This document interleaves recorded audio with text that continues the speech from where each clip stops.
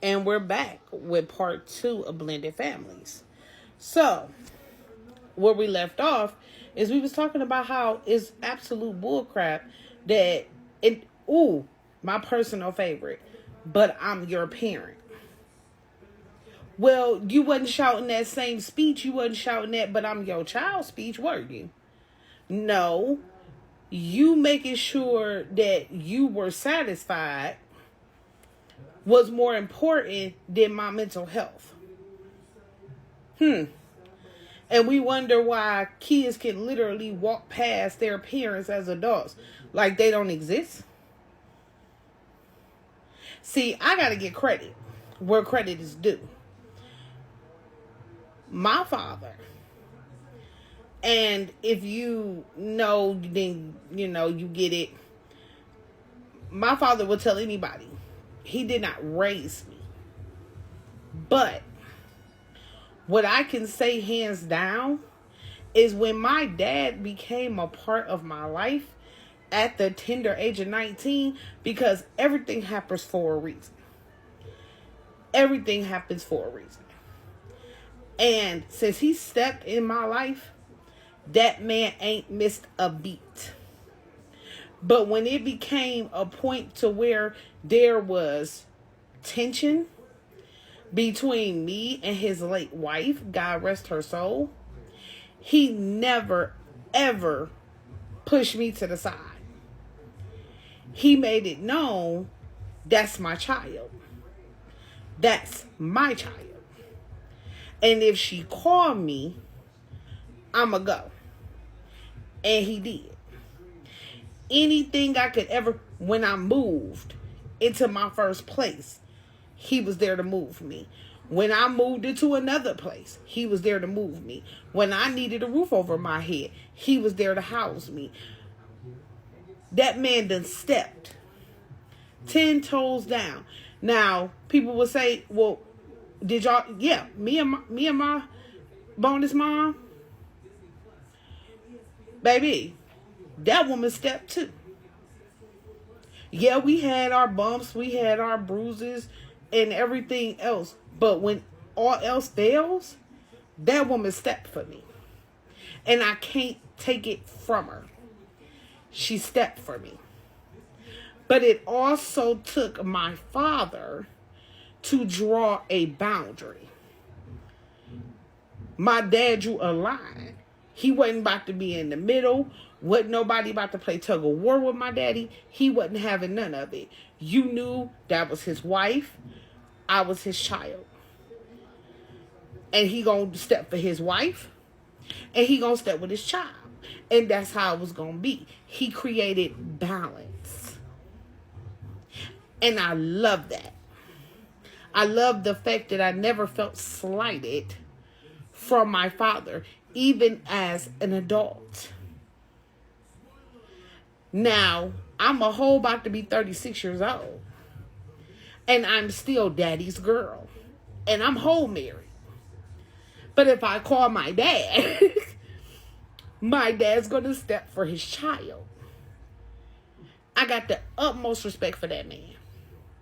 The same way I got the utmost respect for my husband, because he didn't force a relationship between me and his daughter. I said, I'm going to step for that baby. And did. When I needed to go up to the school, mom was there. She'll call me, big grown, about to be 20. She'll call me now. Mom, I need you. Mom, can you help me? Mom, I don't know what to do. Let's go.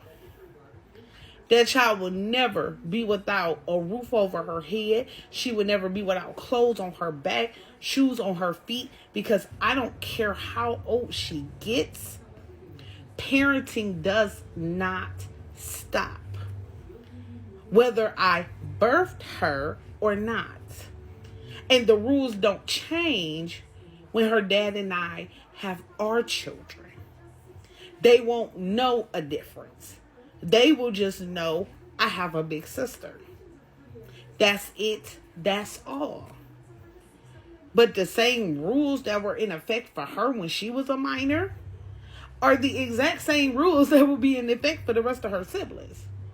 So I do not understand how you create this difference and then expect your children, because you created them or you gave birth to them, so they're supposed to have respect for you no matter what you do.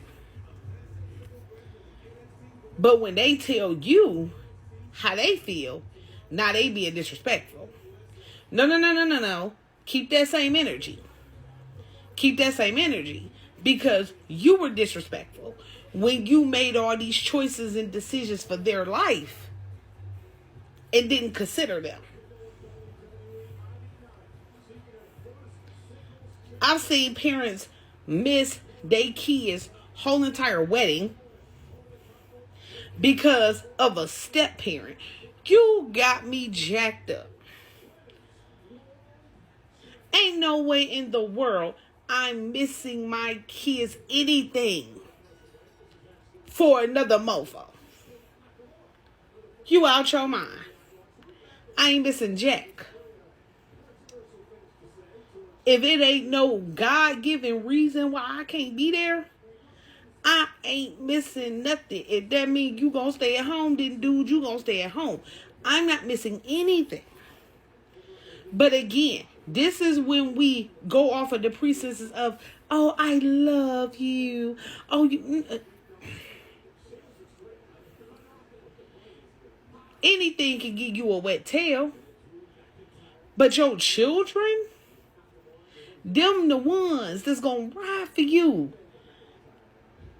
And if God blesses you to get up in age, them the same ones you going to look to help you. To help you when your memory gone. To help you when you need to be changed. When you need to be bathed. But we don't think about that when we creating these different cycles for them. So now stuff unfolding, and now we looking left. Oh, I don't understand. My kids don't talk to me. My kids don't. Why is that? What did you allow? What did you allow in your child's life? What differences did you make? Did you create a united front? Did you treat your children like they was just something for you to drag along throughout this journey called life? Or did you really value their little feelings? Because see, me, I had a conversation with mine. Out the blue one day, I called my husband before he became my husband. And I heard my baby in the background. Hi, Mom. I'm like, did she just call me Mom? And she's been doing this since she was 14 years old, and she ain't changed a beat. Because Mommy's been there. Mommy's been there. Open houses. School events. You about to think you about to get out here fighting and stuff, and here come Mommy. Yeah, I'm that one. Because I made sure that she understood, I love you.